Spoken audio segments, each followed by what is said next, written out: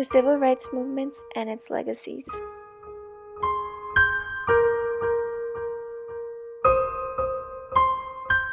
Nearly 100 years after the Emancipation Proclamation, where African Americans were set free, they were still living in a world full of segregation and various forms of oppression. Jim Crow laws banned the colored people from being in the same classrooms, bathrooms, restaurants, and many more with the white Americans.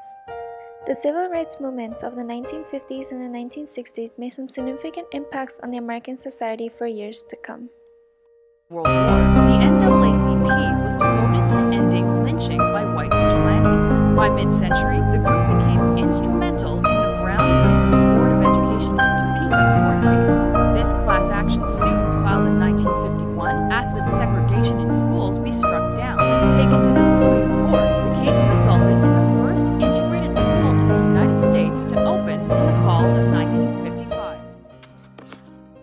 Thurgood Marshall, the lawyer that helped win the Brown versus Board of Education court case, was an important figure during this time. President Johnson nominated Marshall into the Supreme Court, saying it was the right thing to do, the right time to do it, the right man, and the right place. With his help in the Brown versus Board of Education court case, children of all colors were able to study with white children. In the Brown versus Board of Education court case, it was stated that separate but equal was unconstitutional and that by law, desegregation must happen in public schools.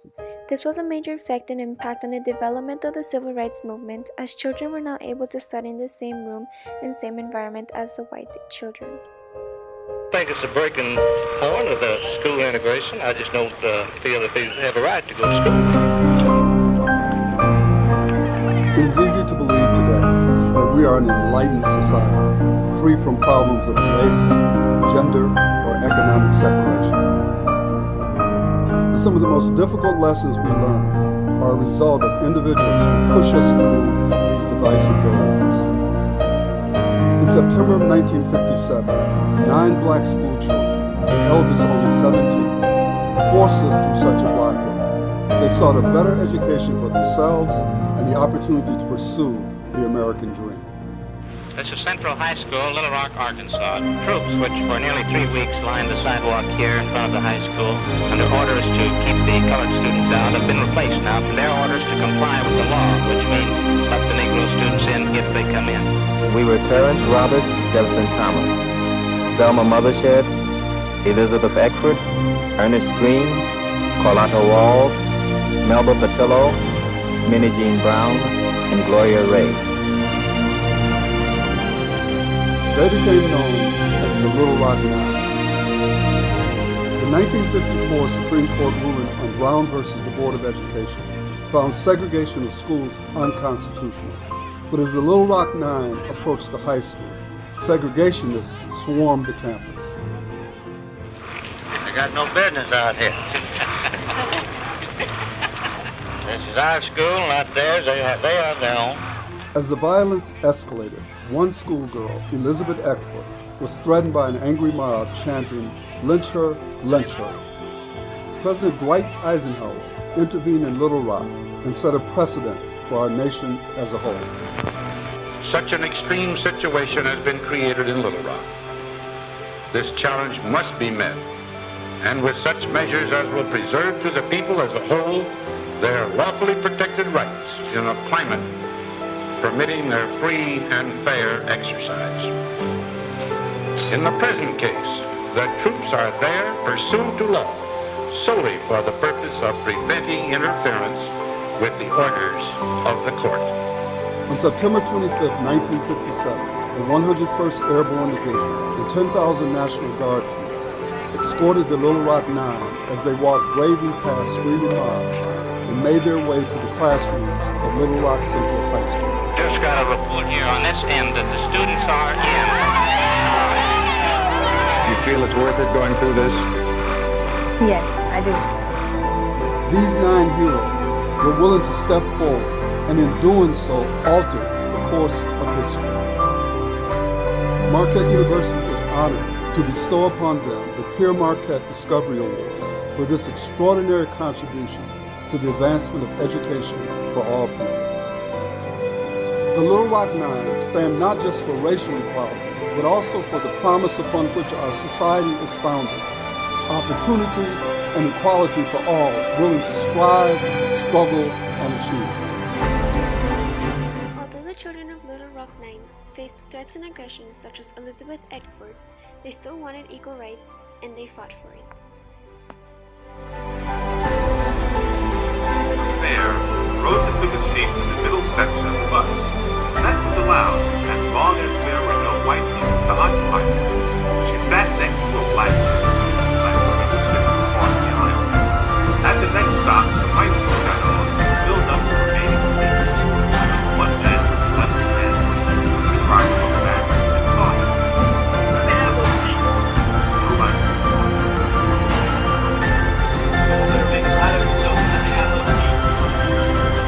Two women across the aisle and the man sitting next to Rosa got up, but Rosa didn't. I thought about all the nights my grandfather had to keep a gun by his side to protect his family from the Ku Klux Klan. And all the times I had been mistreated. And I decided I would not get up. And people would like to say it was because I was tired. But that isn't true.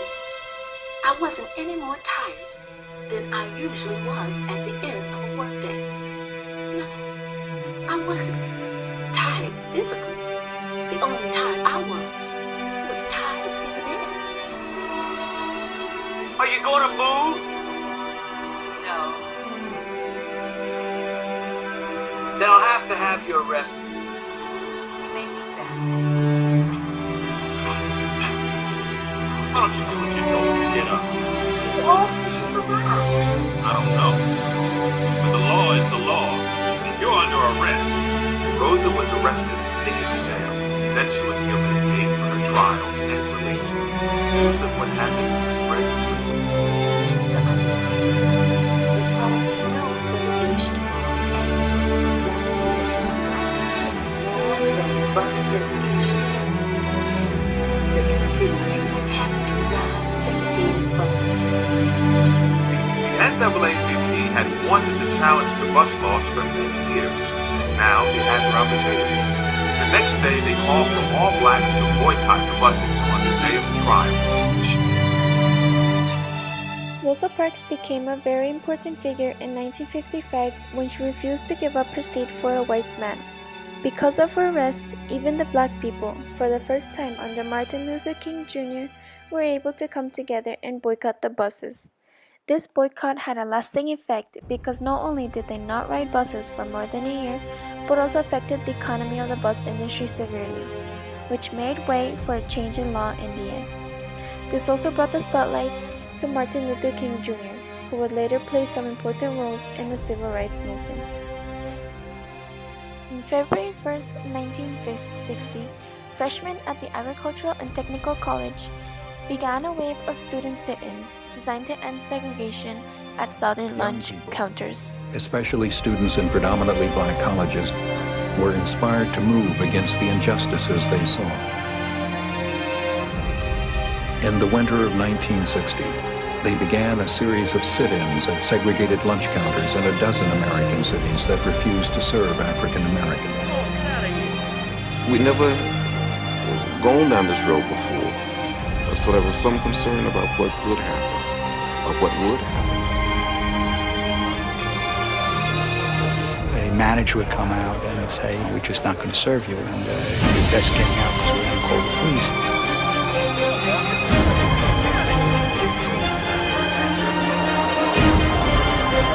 There was always the uncertainty of what would happen. And you just stay there and keep your eyes on the prize.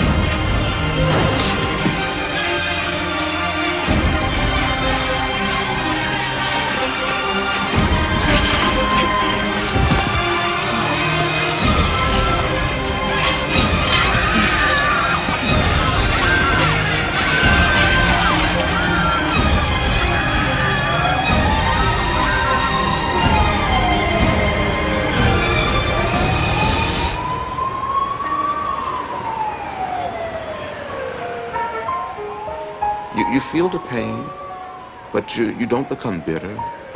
You don't become hostile. And you sort of lose yourself. You forget about your own circumstances. And you become involved in the circumstances of others. But we were committed to the philosophy and to the discipline of nonviolence. This student-led group, very aggressive in its use of nonviolent direct, stressed the development of independent local movements, of using local campaigns to achieve national civil rights reforms. The speeches of John Lewis, Walter Reuther, and Rabbi Joachim Prinz, in addition to Dr. King's I Have a Dream speech, were uplifting and inspiring in the Washington March. The people were becoming enthusiastic and left them feeling relieved, newly energized, recommitted, and confident. Martin Luther King Jr. was one of the best-known advocates for nonviolent social change. Inspired by Gandhi, he always thought that nonviolence was the best. In Birmingham, Alabama, Martin Luther King Jr. guided peaceful mass demonstrations that white police force encountered with police dogs and fire hoses. However, this didn't stop them. So powerful was the movement, the Congress enacted the Civil Rights Act in 1964 after King was honored the Nobel Peace Prize.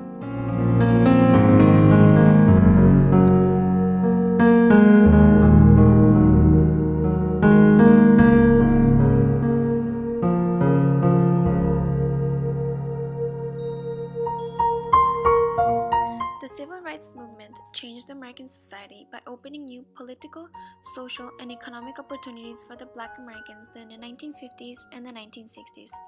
People such as Thurgood Marshall were invited in the Supreme Court, something never even heard about. As blacks became more part of society and accepted, they were able to obtain jobs and live in a continuously desegregating society. As for children, their scope of opportunities for education and future were widening, as they were accepted into public schools with white children. But who made these changes? It was not one person such as Martin Luther King Jr. or Rosa Parks or even Thurgood Marshall, but everyone who participated in the nonviolent protests and came out to support the movement. If it weren't for the thousands of people at Washington March, the significance of that march would not be felt today, as it is. If it were not for the people participating in the sit-ins, those people would not have been served then, and never. If it were not for the people boycotting the buses for a whole year, then Rosa Parks maybe would not have been a significant part of the movement, but just some old lady who refused to obey the law. It was all the people who made this happen and changed the future of the American society.